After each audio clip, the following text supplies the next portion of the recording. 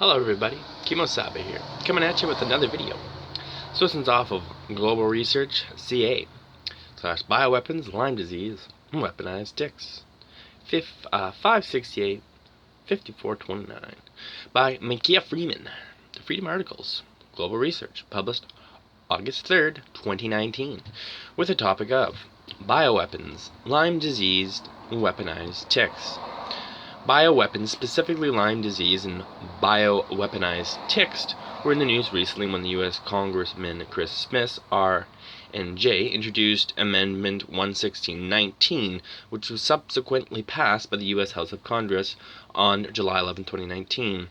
The U.S. House ordered an investigation to determine whether the DoD, Department of Defense, experimented with ticks and other insects between 1950 and 1975 to create bioweapons, biological weapons.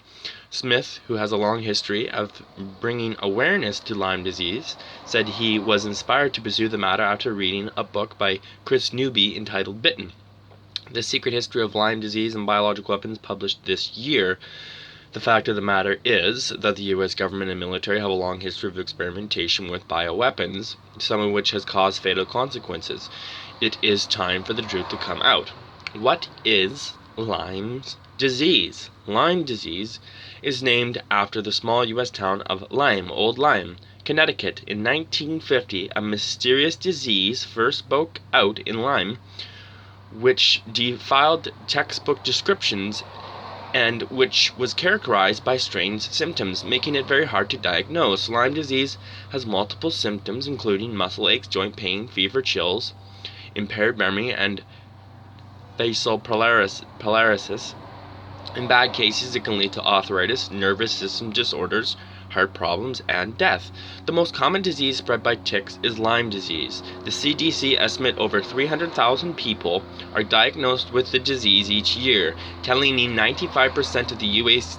cases come from just 14 states, centered around Connecticut. Despite its severity, doctors and insurance companies have been reluctant to come out and diagnose Lyme disease. In some cases, convincing patients they were delusional to think there was something wrong with them, or changing diagnosis after the 30-day mark. This renders the 300,000 number quite meaningless.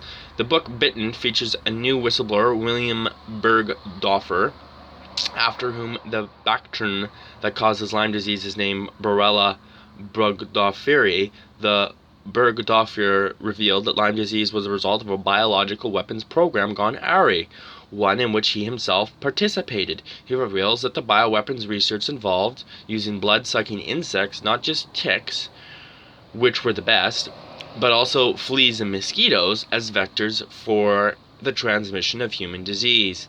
The connections among Lyme disease, weaponized ticks, Plum Island, Mycoplasma, other hard-to-diagnose diseases, and bioterrorism.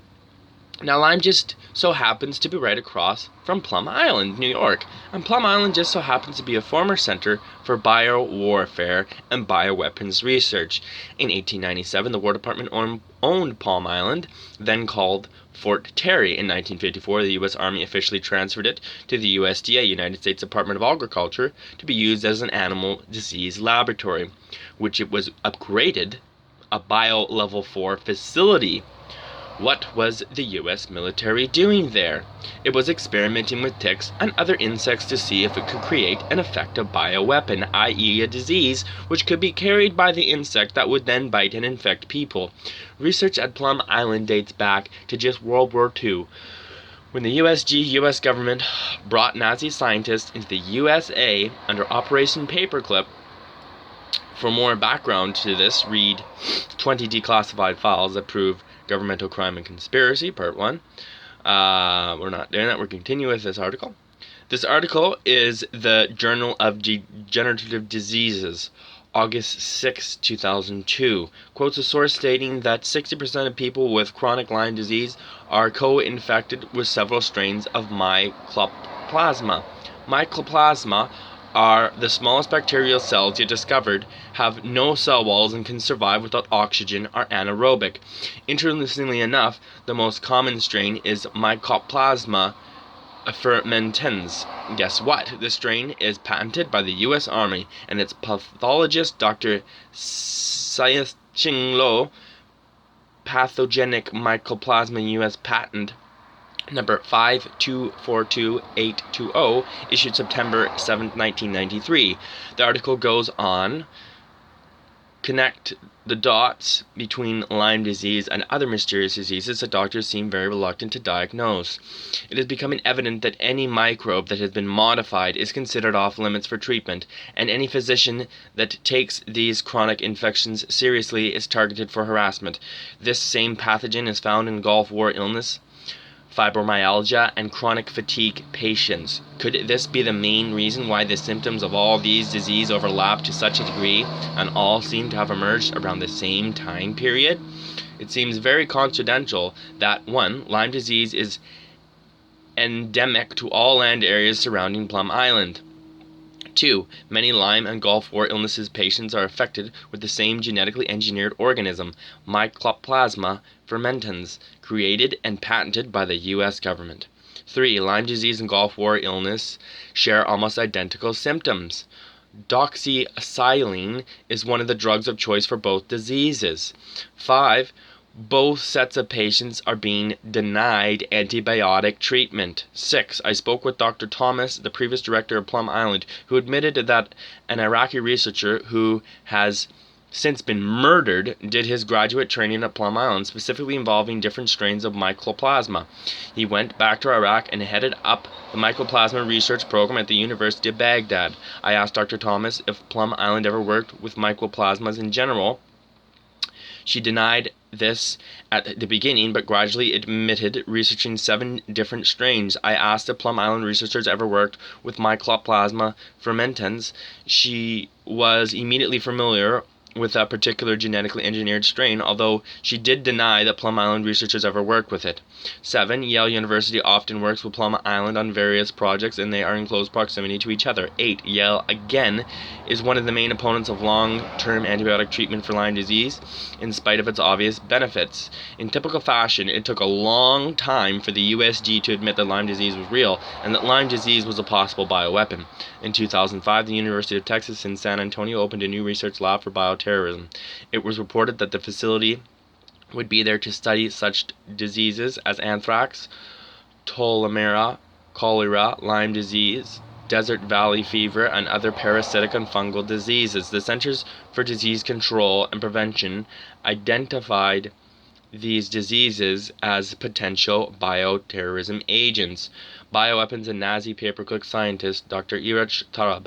One famous scientist brought in under Operation Paperclip was Dr. Erich Tarab, who worked under Heinrich Himmler, the second highest top-ranking Nazi just under Hitler. During World War II, Tarab oversaw a program where the Nazis sprayed occupied Soviet territory with viruses from planes. Tarab was instrumental in setting up research on Plum Island. He worked for the U.S. Biological Warfare Program from 1949 to 1953, during which time he consulted with CIA and also worked at Fort Detrick, Maryland, other bioweapons centers. Tarab is mentioned in the True Steam Media video and also in Michael Carl's book Lab 257, The Disturbing Story of the Government's Secret Palm Island Germ Laboratory. In that book, Carroll claims he had a source who worked on Plum Island in the 1950s. This source recalls that animal handlers and a scientist released ticks outdoors on the island. They called him the Nazi scientist. When they came in 1951, they were inoculating these ticks. I'm not sure what the word inoculating means. We'll just take 1 second here to tell you what that word means. To treat a person or animal with a vaccine to produce immunity against a disease. He inoculated his tetanus against smallpox. So the microorganism can be inoculated into laboratory animals. So it's a vaccine. So they're vaccinating these ticks. So the last chunk of this right up here for us is going to be history of the USG bioweapons. Weaponizing bugs is an old idea. Before and during World War II, Japan had an infamous military organization named Unit 731, which weaponized insects, typically fleas infected with plague and cholera, which they used against Chinese civilians. When the Japanese lost World War II to America, U.S. officials later cut the Japanese a deal whereby their scientific research was handed over in exchange for leniency, same deal the U.S. cut with the Nazis via paperclip after World War II. The USG embarked on a host of bioweapon experiments upon its own people. Operation Sea Spray, 1950. This was a secret U.S. Navy experiment where two bacteria, Serrata marcescens and Bacillus globigii, sorry if I'm pronouncing those incorrectly, were sprayed over the San Francisco Bay Area in California. Norfolk Naval Supply Center experiments, 1951. Those running these tests dispersed fungal spores to see how they would infect workers unpacking crates in the base in Virginia. Most of the workers were African American. The plan was to test if they were susceptible to fungal disease, were more susceptible to fungal disease than Caucasians. Spraying chemicals to test potential biological weapons, 1950s. In 1997, the NASA Research Council revealed that the USG used chemicals to test the potential bioweapons in the 1950s. Zinc cadmium sulfide was dispersed by plane and open-air testing. It was sprayed over many American cities, including St. Louis in Missouri and Minneapolis in Minnesota. Operation Big Itch, 1954. This experiment, Black Vault documents are available, was designed to learn if fleas could be loaded into bombs. It turned out they could. The test happened just a few years after the Soviets accused the US of dropping canisters full of insects infected with plague and cholera in Korea and China during the Korean War, just as Japan had done against China. Project 112, 1962. Then U.S. Secretary of Defense Robert McNamara authorized this new program, which greatly expanded bioweapons research. One of the most well-known and nefarious tests was in 1966 on the New York subway. Scientists filled light bulbs with Bacillus globigii, same bacterium as used in Operation Sea Spray, and smashed them open on the train tracks. The bacteria traveled all around the subway system with thousands of people breathing them in. Final thoughts. If you are new to this topic, the truth revealed in this article may be horrifying. I am reminded of a quote by the late William Blum, who said that no matter how paranoid or conspiracy-minded you are, what the government is actually doing is worse than you can imagine.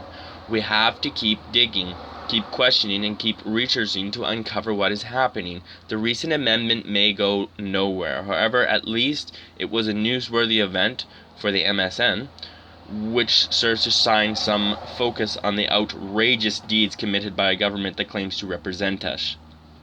Share the truth far and wide. And Makia Freeman is the editor of Alternative Media / independent news site, The Freedom Articles, and senior researcher at 2 is for Freedom webpage. Makia is on Steemit and Facebook. And I also believe that the original source for this... One moment, everybody. Yes.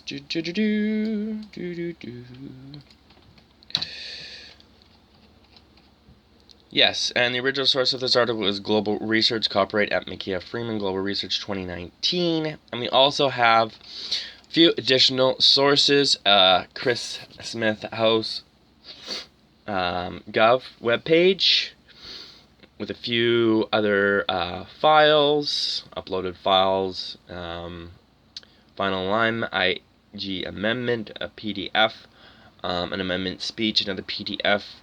We have CDC Gov webpage, Lyme stats, human cases. We have the Freedom Articles webpage.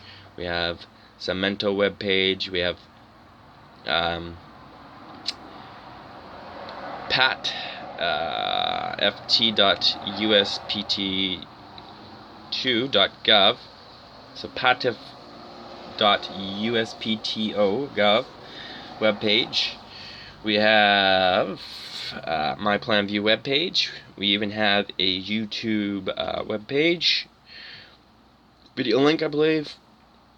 We also have the Freeman Articles webpage, another article from there.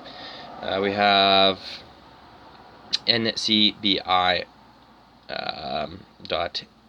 .nlm.nih.gov webpage. We have Night Times webpage. We have Nation Academy's org webpage, and we have Documents, the Back Vault webpage. Hopefully you enjoyed the write-up, everybody. It'd be great if you leave me some comments. Awesome if you subscribed, and great if you'd hit that bell. Kemo, Sabi out, everybody. Thanks a lot, and we'll see you in the next one. Bye.